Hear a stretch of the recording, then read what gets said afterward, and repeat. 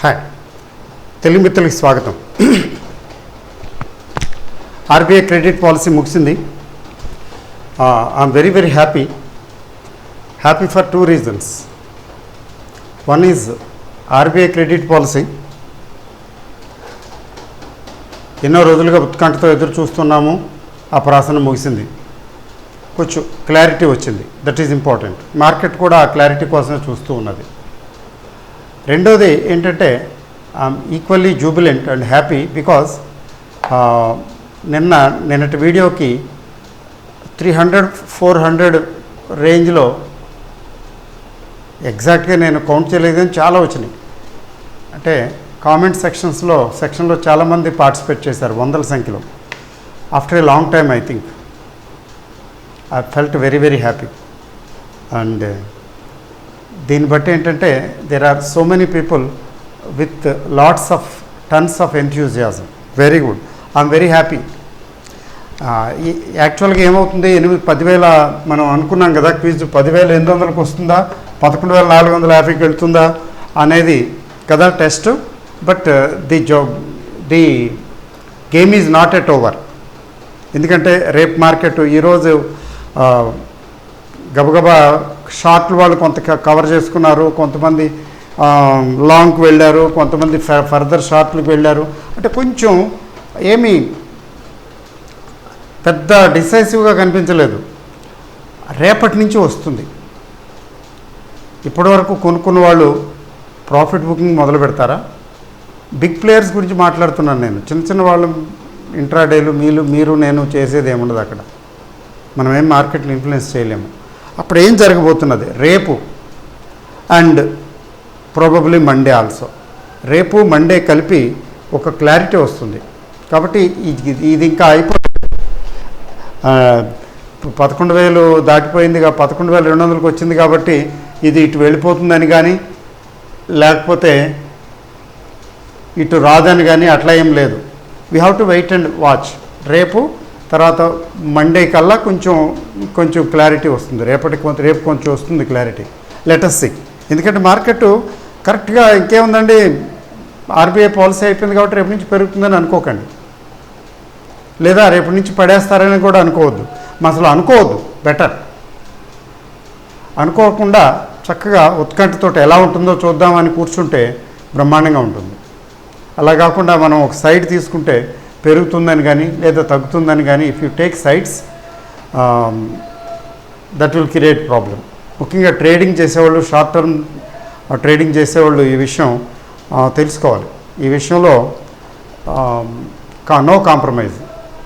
లేకపోతే ఒక స్టాండ్ తీసుకుని ట్రేడ్ చేయటం మొదలు పెడితే we will end up nowhere. We don't make money. ట్రేడింగ్లో మన డబ్బులు సంపాదించాలంటే తటస్థంగా ఉండి పొజిషన్ చూసుకుని దాన్ని బట్టి అవకాశం వచ్చిన చోట ట్రేడింగ్ చేసుకోవాలి. So I'm very happy. So ఈ హ్యాపీగా ఉన్న సందర్భంలో నేను 2-3 పిక్స్, వాల్యూ పిక్స్ తీశాను. షార్ట్ టర్మ్ ఇన్వెస్ట్మెంట్కి, లేదా షార్ట్ టర్మ్ ఇన్వెస్ట్మెంట్ అంటారా, షార్ట్ టర్మ్ బయింగ్ అంటారో మీ ఇష్టం. షార్ట్ టర్మ్ కోసం 2-3 పిక్స్, 2-3 స్టాక్స్ తీశాను. సేఫ్ వాల్యూ పిక్స్ కదండి. వాల్యూ పిక్ అంటే సేఫ్ జోన్, అంటే సేఫ్టీ ఎక్కువ ఉంటుంది అందులో. గ్రోత్ ఎక్కువ ఉండకపోవచ్చు కానీ సేఫ్టీ మాత్రం ఉంటుంది సజావుగా. అంటే డౌన్వార్డ్ రిస్క్ చాలా తక్కువ ఉంటుంది. సో నాకు 200, 300, 400 అట్లా అంత లార్జ్ నెంబర్లో మెసేజ్లు, కామెంట్ బాక్స్లో మెసేజ్లు చూస్తే ఒకసారి ఎంత ఆనందం కలిగిందో చాలా రోజుల తర్వాత. Yes, we will do something more. We will take further measures to improve this. By the time we reach 1 lakh subscribers, మరి 93,000 ప్లస్లో ఉన్నాం కదా, అంటే ఒక 7,000, 6,000 చిల్లర. అదేం పెద్ద కష్టమేం కాదనుకోండి. త్వరలో మనం 1 lakh చేరబోతున్నాం. సో ఈలోగా అప్పటికల్లా కొంచెం ఈ improvement, I'm thinking of improvements, ఎట్లా ఇంప్రూవ్ చేయొచ్చు, క్వాలిటీ ఆఫ్ డిస్ప్లే కానివ్వండి, క్వాలిటీ ఆఫ్ కంటెంట్ క్వాలిటీ కానీ ఇంప్రూవ్ చేయటం గురించి ఆలోచిస్తున్నాము. కొంచెం ఆఫీస్ కూడా మంచిది సపరేట్గా తీసుకోవాలి. So I'm sure certainly you will not be disappointed. Okay అండి. సో ఆర్బీఐ పాలసీ గురించి మాట్లాడదాం.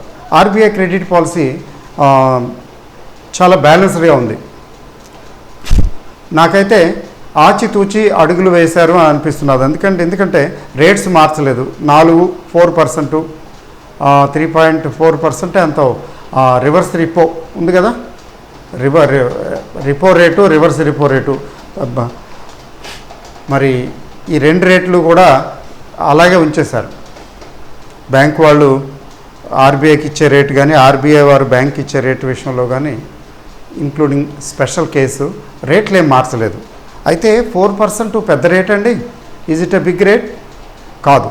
అయితే ఆర్బీఐ ఏమిటి ఇచ్చిందంటే అకామిడేటివ్ స్టాన్స్ తీసుకుంది. అంటే we will consider in future, అవసరమైనప్పుడల్లా, అవసరమైతే ఇంకొకసారి రేట్లు అవసరమైతే తగ్గిస్తాము అని. We are ready to reduce the rates to create more demand. రేట్లు తగ్గించడం వల్ల ఏమవుతుందంటే అందుబాటులో ఉంటాయి లోన్ రేట్లు అందుబాటులో ఉండటం వల్ల ఇండస్ట్రీకి వెసులుబాటు కలుగుతుంది, ఇంట్రెస్ట్ బర్డెన్ తగ్గుతుంది. అదనమాట, అదొక ప్లస్ పాయింట్. అంటే మార్కెట్ ఏం ఎక్స్పెక్ట్ చేస్తున్నదంటే నెక్స్ట్ డిసెంబర్ అనుకుంటాను కదా, డిసెంబర్ కదా, August, September, October, November, next credit policy December కొంచెం తగ్గిస్తారు. 25 పాయింట్స్ కానీ లేకపోతే 50 పాయింట్స్ కానీ తగ్గిస్తారు అనేది ఎక్స్పెక్టేషను. దానివల్ల కొంచెం ఊరట కలిగింది, బాగుంది. అయితే క్లాజ్ ఏంటంటే ఈలోగా గవర్నమెంట్ వాళ్ళు నోట్ల ముద్రణ మొదలుపెట్టేసి పెంచేసి మనీ సర్క్యులేషన్లో పెట్టేస్తే అప్పుడు మాత్రం రిస్కే. అప్పుడు ఇన్ఫ్లేషన్ పెరిగే అవకాశం ఉంది. అంటే వాళ్ళు ఆర్బీఐ వాళ్ళు చాలా క్లియర్గా చెప్పారు, ఇన్ఫ్లేషన్ పెరగకుండా ఉంటే, కంట్రోల్లో ఉంటే తప్పకుండా మేము will consider further reduction in rates అని. అంటే ఇన్ఫ్లేషన్ పెరిగితే ఆలోచిస్తారు, లేదా వెయిట్ చేస్తారు, పోస్ట్పోన్ చేస్తారు. ఇది గవర్నమెంట్ పాలసీతో ముడిపడి ఉంది. ఆర్బీఐ ఏం చేయగలదు? 2 చేతులతోనే తప్పట్లు మోగుతాయి కానీ ఒక చేతితో కాదు కదా. ఇది కండిషనల్గా చెప్పడం జరిగింది, బాగానే చెప్పారు. తర్వాత మోరటోరియం. ఈ మార్కెట్ కొంచెం పాజిటివ్గా తీసుకున్న విషయం ఏంటంటే మోరటోరియం. ఈ మోరటోరియం అంటే లోన్లు కట్టేవాళ్ళు, ఈఎంఐలు, ఇన్స్టాల్మెంట్లు కట్టే వాళ్ళకి ఆగస్ట్ వరకు కట్టక్కర్లేదని చెప్పారు కదా. ఆ మోరటోరియం ఎక్స్టెండ్ చేయలేదు.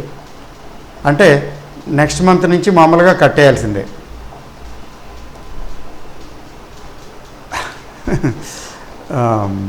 నో ఫ్రీ లంచ్, ఇక మీదట కట్టుకోవాల్సిందే కానీ లేదు, ఇంకా అంటానికి లేదు.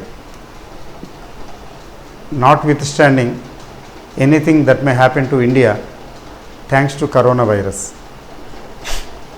సరే, అది బ్యాంకింగ్ అండ్ ఫైనాన్షియల్ ఇన్స్టిట్యూషన్స్కి ఓకే, ఊరట కలిగించే విషయమే. అయితే వసూలు చేయగలుగుతారా, ఎంత వసూలు చేస్తారు, ఎన్ని ఉండిపోతాయి అనేది సెకండరీ. అయితే ఆర్బీఐ ఇంకో విషయం కూడా చెప్పింది. ఇప్పుడు ఉన్న పొజిషను, ఇప్పుడు ఆగస్ట్ వరకు ఎవరు కట్టలేదు కదండి, ఇన్స్టాల్మెంట్ కట్టలేదు కదా, దానికి టైం ఎక్స్టెన్షన్ ఇస్తారా, లేదా సెటిల్మెంట్, వన్ టైం సెటిల్మెంట్ లాగా ఏదైనా సెటిల్మెంట్ చేసుకుంటారా, తగ్గిస్తారా? దాన్ని కాంపౌండింగ్ అంటారు మామూలుగా. అయితే ఇది కాంపౌండింగ్ కాదులేండి. ఏదైనా తప్పు చేస్తే, ఏదైనా దెన్ సంథింగ్ గోస్ రాంగ్, అప్పుడు కాంపౌండింగ్. ఇది తగ్గించి లంసంలో తీసుకుంటారా, ఇంట్రెస్ట్ రేట్ తగ్గిస్తారా, అదే లేకపోతే ట్యాక్స్, లేకపోతే హాలిడే, కలెక్షన్ హాలిడే ఇస్తారా? కలెక్షన్ హాలిడే అంటే ట్యాక్స్ హాలిడే లాగా. ఎట్లా అంటే 6 నెలల వరకు టైం ఇస్తున్నామండి, 6 నెలల తర్వాత కట్టేయండి డబ్బులని. మొత్తానికి ఎలాంటి రిలీఫ్ ఇస్తారో చూడండి అని చెప్పి చెప్పడం జరిగింది. అంటే that is left to the individual description of the financial institution including banks. అయితే ఇవి ఎలా చేస్తాయి, ఏం చేస్తాయనే చూడాలి. రేపటి నుంచి చాలా స్పీడప్ అయిపోతారు. మా బిల్డింగ్ పైన కింద పోర్షను రికవరీ ఏజెంట్ మొన్నే చెప్తున్నాడు, ఇప్పటికే మా మీద చాలా ప్రెషర్ వచ్చేసిందండి, కమాన్ వసూలు చేయండి అని. మోరటోరియం ఎత్తేసిన తర్వాత ఇంకా స్పీడ్ పెరిగిపోతుంది, బోల్డంత వర్క్ లోడ్ అండి, వర్క్ పెరిగిపోయిందండి. అక్కడ మళ్ళీ రికవరీ ఏజెంట్స్కి పని పడిపోయింది. అక్కడ ఎంప్లాయ్మెంట్ వచ్చేస్తుంది బాగా. They employ more people. సంభవం ఒక పక్కన పోతే ఇంకో పక్కన వస్తుంది. చెప్తారు కదా, ఒక తలుపులు మూసుకుంటే ఇంకో పక్కన ద్వారం తెరుచుకుంటుందని. అది న్యాచురల్గా జరిగే ఫినామినా. సో నౌ అది బ్యాంకు ఆర్బీఐ పాలసీ గురించి. దీన్ని పాజిటివ్ అనాలా నెగిటివ్ అనాలా కొంచెం ఆలోచించాల్సిన విషయమే. అయితే ముందున్నది ముసళ్ళ పండుగ అన్నట్టు ఈ బ్యాంక్స్ ఫైనాన్షియల్ ఇన్స్టిట్యూషన్స్ ఎంతవరకు ఈ వసూలు చేయటంలో సక్సెస్ఫుల్ అవుతాయి లేదనేది నెక్స్ట్ క్వార్టర్ చెప్తుంది. అందుకని కాషస్గా ఉన్నాయి. అంటే మార్కెట్ చాలా కాషస్గా ఉంది. గప్పుకుని బ్యాంకులు పెంచేయలేదు, అలానే పడేయలేదు. But at the same time వాళ్ళు ఎట్లా చేశారంటే కొంచెం షార్ట్ కవరింగ్ చేసుకున్న వాళ్ళు చేసుకున్నారు. కొంతమంది షార్ట్ సెల్లింగ్ కూడా చేసినట్టున్నారు. లేకపోతే ఎట్లా ఎందుకు ఉంటుంది. తర్వాత మరి ట్రేడింగ్కి పాయింట్ ఆఫ్ వ్యూలో తీసుకుంటే బ్యాంక్ నిఫ్టీ రేపటి నుంచి పెరుగుతుందండి, మరి నిఫ్టీ పెరుగుతుందండి. అది రేపు తెలుస్తుంది, రేపు కన్ఫర్మేషన్ వస్తుంది. నిఫ్టీ కొంచెం నార్మల్గా బాగానే ఉంది. బ్యాంక్ నిఫ్టీ ఇప్పటికీ కూడా గోడ మీద గోపీలాగా ఉంది. పెరుగుతుందా తగ్గుతుందా అనేది రేపటి నుంచి తెలుస్తుంది. అంటే క్లియర్ బై సిగ్నల్ ఇంకా పైకి వెళ్ళిపోవడానికి రెడీగా అయిపోలేదు. ఇంకా రేపు కూడా చూడాలి. రేపటి మార్కెట్ల తర్వాత కొంచెం ఒక అవగాహన వస్తుంది. అందుకని ఏంటంటే this competition is not at over. ఇది నడుస్తూనే ఉంటుంది ఇది. ఓకే అండి. So thank you very much for your active participation. బాగుంది మీ participation. I'm very happy. So ఆ హ్యాపీనెస్లో నేను మీకు ముచ్చటగా 3 స్క్రిప్ట్స్ చెప్తాను. చాలామంది అన్నారు కదా, ఆ మధ్యన కామెంట్లు కూడా చేశారు, మీరు కొనొద్దన్నారండి, మిస్ అయిపోయారు జనం అని. మిస్ అయ్యేవాళ్ళు ఎప్పుడు మిస్ అవుతారు, కొనుక్కునే వాళ్ళు ఎప్పుడు కొనుక్కుంటారు. నా కోసం కొనుక్కుంటారా, నా కోసం మానేస్తారా? అసలు there is nothing like missing out in stock మార్కెట్లో మిస్ అవటం అంటే ఏముండదు. బోల్డ్ అని షేర్లు ఉన్నాయండి ఇప్పటికీ పెరగకుండా ఎదురు చూస్తున్నవి, పెరగటానికి అవకాశం ఉన్నవి. ఓకే, మార్కెట్ తగ్గితే పెద్దగా తగ్గకుండా, మార్కెట్ పెరిగితే, మార్కెట్ బాగుంటే, నార్మల్గా ఉంటే పెరగటానికి సిద్ధంగా చాలా షేర్లు ఉన్నాయి. అది మనం వెతుక్కోవటంలో ఉంటుంది. కాబట్టి there is nothing like a missing out thing. చూడండి, ఈరోజు నేను 3 వాల్యూ పిక్స్ చెప్తాను. ఈ 3 వాల్యూ పిక్స్ కూడా పబ్లిక్ సెక్టార్. ఎందుకంటే public sector will be the last one to rise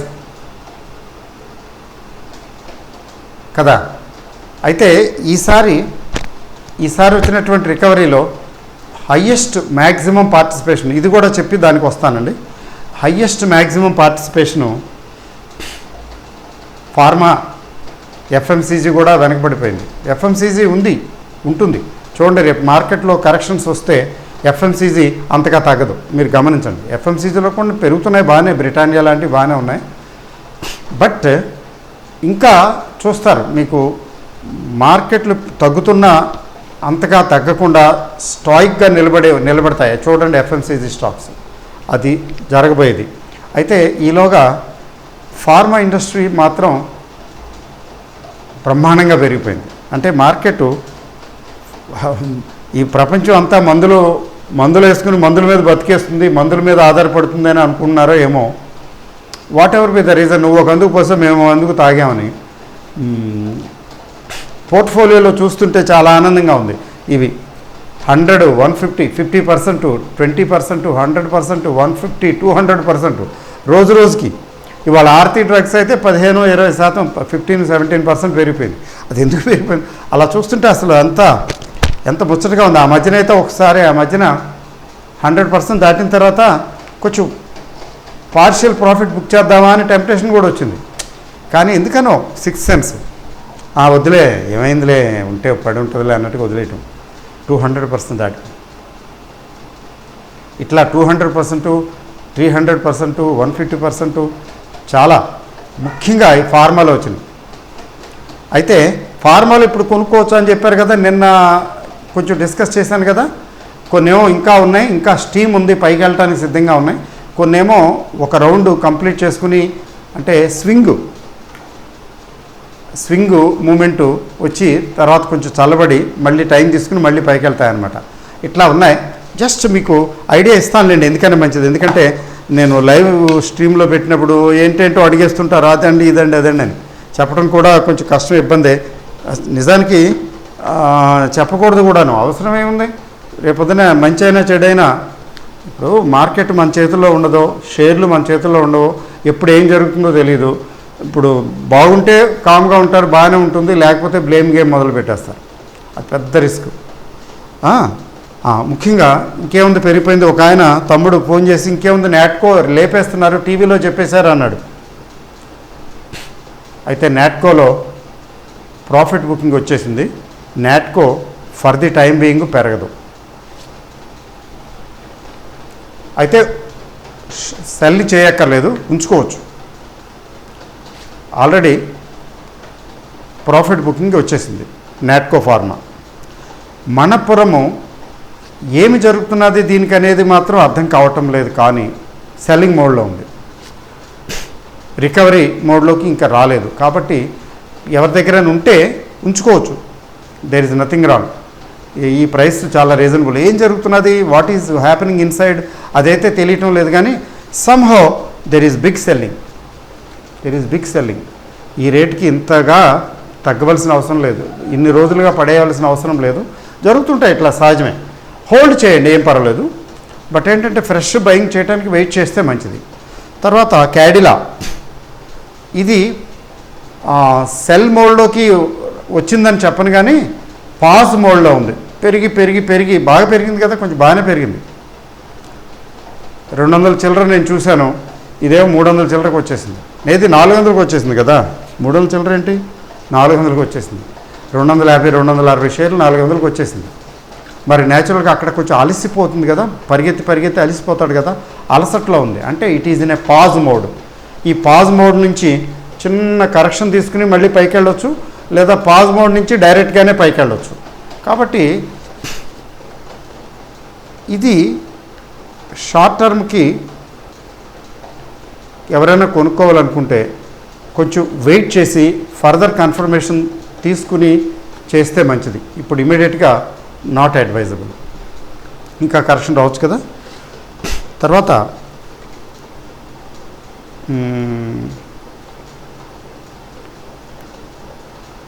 SBI పాపం రేపు ఎల్లుండి తెలుస్తుంది దీని గురించి. మార్కెట్ ఈజ్ సమ్వాట్ స్కెప్టికల్ అని అనిపిస్తున్నది దీని విషయంలో. ఎస్బీఐ ఎలా మేనేజ్ చేయగలుగుతుంది, ఏం చేస్తుంది అనేది ఉత్కంఠతో చూస్తున్నారేమో బహుశా. అయితే రేపు ఎల్లుండి కల్లా కొంచెం ఐడియా వచ్చేస్తుంది. హెచ్డిఎఫ్సి బ్యాంక్ విషయంలో కూడా అదే. హెచ్డిఎఫ్సి బ్యాంకులోనూ ఎస్బీఐలోనూ బయింగ్ వచ్చింది అంటే ఎస్ అంటే కొంత మార్కెట్కి ఈ బ్యాంకింగ్ వ్యవస్థ మీద కొంచెం కాన్ఫిడెన్స్ ఉంది, వచ్చింది అని అర్థం.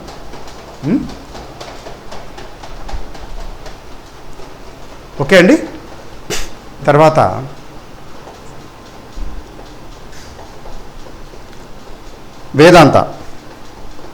వేదాంత ఫ్లయింగ్ మోడ్లో ఉంది, ఎక్కడ అందటం లేదు. ఈరోజైతే 120 దాకా వచ్చింది రావటానికి, 120 దాకా వచ్చింది. అక్కడ చెడు కూడా ఆడినట్టు ఆడుకున్నారు, భయంకరంగా షార్ట్ సెల్లింగ్ చేసి భయపెట్టడానికి ప్రయత్నించి రిటైల్స్ ఉంటారు కదా, రిటైల్ ఇన్వెస్టర్స్ వాళ్ళు కొంచెం భయపెట్టడానికి ప్రయత్నించి భయపెట్టి వాళ్ళ వల్ల కాలేదు, వెంటనే బయింగ్ వచ్చేసింది. చాలా స్టీప్, అంటే లాస్ట్ 15 మినిట్స్లో అయితే విపరీతమైనటువంటి షార్ట్ కవరింగ్ వచ్చేసింది. షార్ట్ కవరింగ్ వచ్చేసి ఫ్రెంజీ బయింగ్, అంటే సైకలాజికల్ ఇది అంటారు కదా, అలా వచ్చేసింది బయింగ్. అట్లా వచ్చింది. బట్ ఇది చిన్న correction, small correction is likely, but it's target is now 130, 132 Vedanta target. అంటే 125 దగ్గర ఆగకపోవచ్చు. 125 నుంచి చిన్న కరెక్షన్ రావచ్చు, చాలా ఇన్సిగ్నిఫికెంట్ చిన్న కరెక్షన్ షార్ట్ పీరియడ్కి వచ్చినట్టు వచ్చి మళ్ళీ అందుకుంటుంది. అంటే దీని జర్నీ 131, 132 వరకు ఉంది. కాబట్టి జాగ్రత్తగా ఉండాలి, షార్ట్ సెల్లింగు చేయకూడదు. ఒకవేళ చేసినా కూడా క్విక్గా కవర్ చేసుకునేటట్టు ఉండాలి. ఎందుకంటే బలవంతుడితో ఎప్పుడూ పోరాడకూడదు. స్టాక్ మార్కెట్లో ఇదొక ప్రిన్సిపల్. మా మిత్రుడు ఒక ఆయన ఉన్నాడు, రోహిణిలో చెప్తూ ఉంటాడు, అప్పుడప్పుడు చెప్తుంటాడు, ఎప్పుడు కాకపోయినా. ఆ మధ్యన రిలయన్స్ గురించి మాట్లాడుతుంటే, Raoji why should we fight strong candidate, వీక్గా ఉన్నవాళ్ళు పట్టుకుంటే పోలేదా, రిలయన్స్ స్ట్రాంగ్గా ఉంది కదా, ఎందుకు దాన్ని అనవసరంగా ఇంకా ఎంత పెరుగుతుందిలే, ఇంకా బాగా పెరిగింది ఇక్కడ చాలు, ఇంకా నేను ఏదో అంటే why to fight a strong person, weak person ఎత్తుకుని ఫైట్ చేయాలి, కానీ అది కరెక్టే కదా. అలాగే స్ట్రాంగ్గా ఉన్నప్పుడు ఏ షేర్ అయినా ప్రతి షేర్కి దానికి ఒక టైం అంటూ వస్తుంది, చూసారా. మరి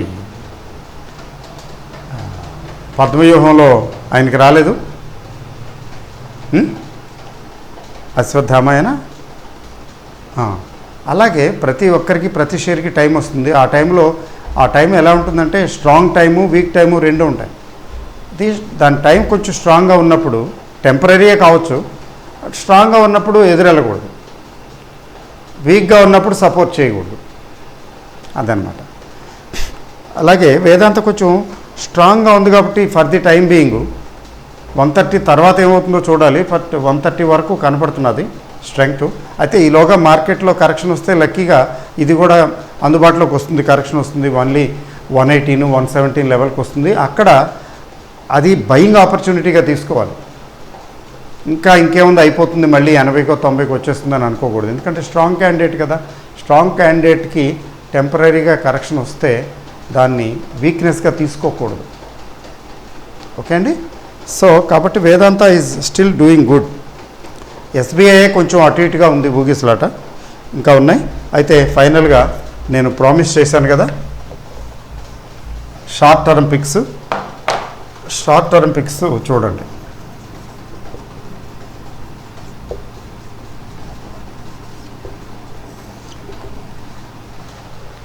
ఇవి వాల్యూ పిక్స్ అంటే బుక్ వాల్యూ <1, అంటే దాని బుక్ వాల్యూ ఎంత ఉందో దాని మార్కెట్ ప్రైస్ అంత లేదు, అంటే గ్లామర్ లేక, అంతేగాని కంపెనీ పెర్ఫార్మెన్స్ కాదు ప్రాబ్లం వీటిలో. అందుకనే డిస్కౌంట్ ఇవాళ చూడండి 11,200 లెవెల్లో కూడా డిస్కౌంట్లో దొరుకుతున్నాయి.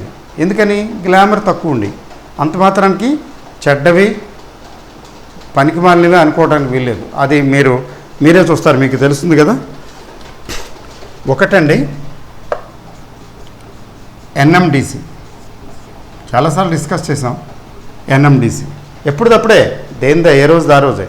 షార్ట్ టర్మ్ పిక్స్ అండి. షార్ట్ టర్మ్ అంటే మీరు 3 to 6 months ప్లాన్ చేసుకోండి. బట్ ఈ టార్గెట్ 1 monthలో కూడా వచ్చేయచ్చు, 1 month 2 monthsలో కూడా వచ్చేయచ్చు. మార్కెట్ ఒడుదుడుకుల్లో ఉంటుంది కదా, అందుకని చెప్తాం. ఎన్ఎండిసి ఇప్పుడు ఎంత ఉంది? 80+ ఉంది కదా, 88 అట్లా ఉన్నట్టుంది, నేను చూడలేదు, దాని ప్రైస్ గుర్తులేదు నాకు. 80+లో ఉంది. దీని డివిడెండ్ ఈల్డ్ 6% అండి. అంటే రూపాయి షేర్కి ₹6 ఇస్తున్నాడు డివిడెండ్. ఏమీ లేకపోయినా డివిడెండ్ చాలండి, బ్యాంకులో వేసుకునే దానికంటే చాలా బెటర్. అంతేకాకుండా అట్టు తిరిగేసినప్పుడు బ్రహ్మాండంగా తిరిగేస్తుంది. ఎట్లా తిరిగేస్తుంది అంటే ఈ 80 100 ఎప్పుడవుతుందో చెప్పదు, 100 నుంచి 110 120కి ఎప్పుడు వెళ్తుందో కూడా చెప్పదు. మీరు జస్ట్ ఊహించండి, జస్ట్ విజువలైజ్ చేయండి. 120కి వెళ్ళింది అనుకోండి, ఇప్పుడు ఇక్కడ ఉన్నది అంటే 40 to 50% ఇవ్వలేదు గ్రోత్. 100కి వెళ్తే మాత్రం వచ్చిన ఇబ్బంది ఉంది, దగ్గర 20% వచ్చినట్టే కదా growth. That possibility is there. పైగా డౌన్వర్డ్ రిస్క్ ఎంత అడగరే, డౌన్వర్డ్ రిస్క్ మా అయితే ₹4 ₹5 పోతే తగ్గితే ₹4 ₹5 కంటే ఎక్కువ తగ్గడానికి ఛాన్స్ లేదు. ఏదో ఎంత ప్రళయం వచ్చినా కూడా పెరిగితే 15 to 50 రూపీస్, 15 నుంచి ₹50 వరకు పెరగడానికి అవకాశం ఉంది. అది that should be the strategy. అంటే రిస్క్ ఎవర్షను, రిస్క్ ఈక్విటీలో రిస్క్ ఉంటుంది, కానీ రిస్క్ ఎవర్షను ఎవరికైతే ఉంటుందో వాళ్ళు ఖచ్చితంగా సెలెక్ట్ చేసుకోవచ్చు. నాకు ఇవాళ కొంటే రేపు, ఇవాళ 80 కొంటే రేపు 90 100 అయిపోవాలి, అట్లాంటి షేర్లు చెప్పండి అంటారు చాలామంది. నిజంగా బాగుంటుంది కూడా అలా ఉంటే, బట్ అది సగానికి పడిపోవచ్చు కూడా. ఇది అట్లా కాదు. కాబట్టి ఇది దీని టార్గెట్ 101 షార్ట్ టర్మ్. ఓకే, అయితే కొంచెం మార్కెట్లు నార్మల్గా బాగుండి ఎవ్రీథింగ్ గోస్ వెల్, అది అప్వర్డ్ 120 125 ఆ రేంజ్ కూడా వెళ్ళొచ్చు, 115 120. That's okay. కన్జర్వేటివ్గా ఉందాం. కన్జర్వేటివ్గా ఉంటే ₹100 ఈజ్ ఓకే. 80+లో ఉంది. మీరు పర్సంటేజ్ లెక్కేసుకోండి. పర్సంటేజ్ లెక్కేసుకుంటే 10% and above is a good return short పీరియడ్లో. పైగా రిస్క్ చాలా చాలా తక్కువ, రిస్క్ లేకుండా ఉండదు, రిస్క్ చాలా తక్కువ. పైగా ఏమవుతుంది, ఏం కాదు, కొని పడేద్దాము అనుకున్న పడేసిన ₹6 ₹5 మినిమమ్ డివిడెండే ఇస్తారు వాళ్ళు. తర్వాత రీసెంట్గా ఏంటంటే ఈ కంపెనీకి వీళ్ళ ఐరన్ ఓరు వీళ్ళ ప్రొడక్షన్ ఇంప్రూవ్మెంట్ వచ్చింది. రిజల్ట్ అయితే బాగోలేదులేండి, తెలిసిన విషయమే కదా. వీళ్ళ ప్రొడక్షన్ ఇంప్రూవ్ అయింది, ముఖ్యంగా ఐరన్ ఓరు. ముఖ్యంగా వీళ్ళు ఈ ప్రైసెస్ కూడా రివైజ్ చేశారు, ఐరన్ ఓర్ ప్రైసెస్ రివైజ్ చేశారు. అంటే వీళ్ళ మార్జిన్స్ కొంచెం ఇంప్రూవ్ అవుతాయి కదా. చాలా పెద్ద కంపెనీ కదండి ఎన్ఎండిసి అంటే, జోక్ కాదు. It's a very big company. Gold వరకు అన్నీ ఉన్నాయి, రిజర్వ్స్, మెటల్స్, మినరల్స్. ఇది ఓకే అండి. సో రెండవది, ఇవి పిఎస్యూసే. పిఎఫ్సి, పవర్ ఫైనాన్స్ కార్పొరేషను, ఎంతో కాలంగా ఉండి ఇప్పుడు మొదలైంది, స్టార్టెడ్ లుకింగ్ అప్. ఇది కూడా 80+ అనుకుంటాను సిఎంపి కరెంట్ మార్కెట్ ప్రైస్. ఇది 11.5% డివిడెండ్ ఈల్డ్ అండి. ఇంకే 10% డివిడెండ్ ఇవ్వటం అంటే జోకా? ఒక బ్యాంకు 2 సంవత్సరాల్లో ఎంత వడ్డీ ఇస్తుందో అంత డివిడెండ్ 1 సంవత్సరంలో ఇస్తుంది. అంటే 80+ దగ్గర, అంటే చూసారా, బిలో 100. నేను డెలిబరేట్గా 100 రేంజ్లో ఉన్నటువంటి స్టాక్స్ సెలెక్ట్ చేశాను, ఎందుకంటే మీకు విజిబుల్గా ఉంటుంది. 100 దగ్గర అనుకోండి, 120 అయింది అనుకోండి, ఎస్ 20% వచ్చింది, అట్లా లెక్క తెలుస్తుందని. మరి దీని టార్గెట్ 100+, 90+, 100+. కూల్గా, చాలా కూల్గా వస్తుంది. మార్కెట్లు బాగుంటే మాత్రం చాలా తక్కువ టైంలో వచ్చేస్తుందండి. చూసుకోండి, మార్కెట్లు బాగుంటాయి. షార్ట్ టర్మ్ ఎందుకు అంటున్నానంటే, ఎందుకు మళ్ళీ కరెక్షన్స్ అవి వచ్చినప్పుడు ఇబ్బంది కదా, ప్రాఫిట్ బుక్ చేసుకుని జోబులు వేసుకుని క్యాష్ దగ్గర పెట్టుకుని మళ్ళీ లుక్ ఫర్ అనదర్ ఆపర్చునిటీ. ఎందుకంటే నా అబ్జర్వేషన్లో ఈ యూట్యూబ్ చూసేవాళ్ళు ముఖ్యంగా యాక్టివ్ పీపులే, చాలా యాక్టివ్గా చూస్తున్నారు. ఎంత యాక్టివ్గా ఉన్నారంటే షార్ట్ టర్మ్ ప్లాన్ చేసుకోండి, పర్వాలేదు. లాంగ్ టర్మ్ ఎలాగో ఉంటుంది, ఉండాలి కూడా.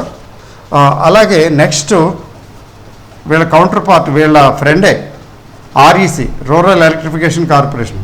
ఇది పవర్ ఫైనాన్సింగ్, ఇది రూరల్ ఎలక్ట్రిక్ కార్పొరేషన్. ఈ రెండింటిని మర్జ్ చేసే ప్రపోజల్ ఆ మధ్యన వచ్చింది కదా, అది ఎంతవరకు వచ్చింది ఏమవుతుందో తెలియదు. మర్జ్ అయినా ఏం కాదులేండి, ఇది మాత్రం చూస్తుండగానే అన్ఫార్చునేట్లీ పెరిగిపోయిందండి. నా దగ్గర ఉన్నాయి ఆల్రెడీ 100+ అనుకుంటాను. ఇది నా దగ్గర ఉన్నాయి ఆల్రెడీ, ఎప్పుడో 90s కొన్నవి. మళ్ళీ మధ్యలో ఎప్పుడో 1-2 సార్లు అనుకున్నాను, సరే యాడ్ చేద్దాం, పడి ఉంటే డివిడెండ్ వస్తుంటుంది కదా, డివిడెండ్ చూస్తే ఎంతో ఆనందంగా ఉంటుంది. ఇన్వెస్ట్మెంట్లో మజా ఏంటంటే ఈ డివిడెండ్లో వచ్చే మజా మామూలుగా ఇంకో రకంగా రాదు. బట్ అన్ఫార్చునేట్లీ యాడ్ చేయలేకపోయాను. బట్ ఇప్పటికీ మించిపోయింది ఏం లేదు. ఇది 100+ ఉంది. ఇది కూడా అంతేనండి, 11% దగ్గర డివిడెండ్ ఈల్డ్ ఉంది. మీరు చెక్ చేయండి. మరి దీని టార్గెట్ నేనైతే 130+ చెప్తా. అదేంటండి దీన్ని 100+ చెప్పారు, 130+ చెప్తున్నారంటే అది అంతే.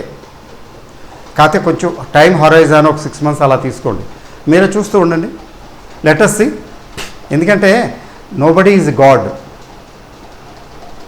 Nobody nose. మనం ఎవ్వరూ ఏం చెప్పలేం, కేవలం ఒక ఎస్టిమేషన్ లాంటిదే వేయగలం.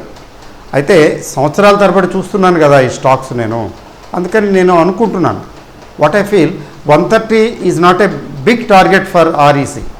It is nothing for REC. చాలా సౌండ్ కంపెనీలు ఇవన్నీ, చక్కగా రన్ అవుతున్నవి, గవర్నమెంట్కి చక్కగా డివిడెండ్లు ఇస్తున్న కంపెనీలు. It's not a joke. 100 rupees రేంజ్లో దొరికితే ఒక 30% 25% ప్రాఫిట్ ఇవ్వగలదు అని అనిపిస్తే, నిజంగా అది ఇస్తే ఎంత బాగుంటుంది. How is it? ఒకసారి ఆలోచించండి. సో నాకు అనిపించింది ఈరోజు ఆ మెసేజెస్ అవి చూశాక, so many people are there very actively participating. మీ అందరి సపోర్ట్ వల్లే కదా ఛానల్ నడుస్తున్నది. So I'm grateful and thankful to all of you, always and always. So ఇవి చూడండి. అయితే డిస్క్లైమర్ గుర్తుపెట్టుకోండి, దీంతోపాటు డిస్క్లైమర్ కూడా వస్తుంది కదండి. Cigarette smoking is injurious to health. Alcohol మీద కూడా ఉంటుంది కదా, alcohol is injurious to health. అలాగే డిస్క్లైమర్ గుర్తుపెట్టుకోండి. నేను చెప్పాను కాబట్టి మీరు కొనవలసిన అవసరం లేదు. మీరు స్టడీ చేసుకోండి, లేదా ఎక్కడైనా ఎక్స్పర్ట్ అడ్వైస్ తీసుకోండి. మీకు నచ్చితే కొనుక్కోండి, లేకపోతే లేదు. మీకు లాభాలు వస్తే నాకేం ₹1 కూడా ఇవ్వక్కర్లేదు. థ్యాంక్స్ కూడా చెప్పొద్దు, అక్కర్లేదు. I feel privileged, I feel happy to share my knowledge with you. అందువల్ల మీరు నాకు థ్యాంక్స్ చెప్పకపోయినా, మీరు చెప్పలేదన్నది ఎప్పుడు అనుకోను. అలాగే నేనేదో థ్యాంక్లెస్ జాబ్ చేశానని కూడా అనుకోను. బట్ లాస్ వస్తే, మీకు హ్యాండిల్ చేయటం చేత కాకపోతే, యూ కెనాట్ బ్లేమ్ మీ. మెసేజ్లు ఏంటంటో పెట్టేస్తుంటారు, మరి ఎందుకు పెడుతుంటారు అలాగా అర్థం కాదు. ఏదో ఆత్రేయ గారి పాట గుర్తుకొస్తుంది నాకు, అంతా మట్టేనని తెలుసు, అది ఒక మాయేనని తెలుసు, తెలిసి వలచి విలపించుటలో తీయదనం ఎవరికి తెలుసు అని. మహానుభావుడు ఎక్కడున్నాడో కానీ సామాన్యుడు కాదు. స్టాక్ మార్కెట్లో రిస్క్ ఉంటుందని తెలుసు, ఈక్విటీస్లో హయ్యెస్ట్ రిస్క్ ఉంటుందని తెలుసు. జాగ్రత్తగా అర్థం చేసుకుని స్టడీ చేసి స్వయంగా నిర్ణయం తీసుకోవాలి.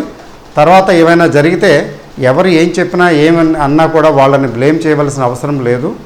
ఎందుకంటే equity has inherent risk. SEBI వారు కూడా చెప్తున్నారు ఆ విషయం, మ్యూచువల్ ఫండ్స్ వాళ్ళు కూడా రాస్తుంటారు. అయినప్పటికి కూడా నువ్వు చెప్పావు, నేను కొన్నాను, చూడు నాకు. అది కూడా జనరల్గా ఏమవుతుందంటే మన చేతిలో లేదు కదండి, ఏది మన చేతిలో ఉండదు. అందుకని if you do it, you are doing at your own risk. Thank you very much. All the best. Thank you. Good night.